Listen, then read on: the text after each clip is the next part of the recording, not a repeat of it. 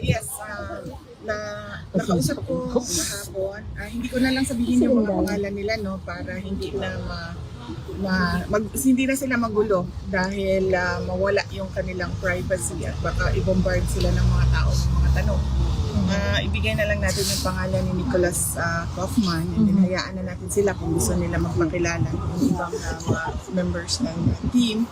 Nakausap ko siya and very intelligent, mataas yung experience na, 19 years na ang experience niya dito sa ICC. Wala siyang ibang experience except ICC. So medyo alam na niya yung mga ins and outs of the court.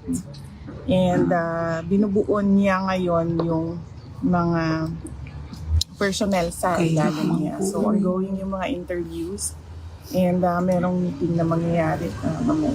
So ilan po ang kinausap niya? Isa lang po siya? Kahapon, yes. Ang assistant counsel.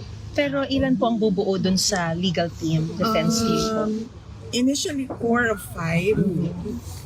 Pero depende yun sa kung gaano kadami at gaano kalaki yung trabaho na kailangan nilang gawin. Pero initial lang yung tatlo ang maiwan. Ma'am, yung sinabi po kasi si Attorney Kaufman na may Filipino rin po. Gaano kalaki yung role ng Filipino lawyer sa defense team po ng Pangulo? Yes, kailangan ng Filipino lawyer kasi merong mga i-argue doon na batas ng Pilipinas. Meron talagang Filipino lawyer kasama. Sina Dildea po ba? Wala pa kaming nagsi-shortlist pa yung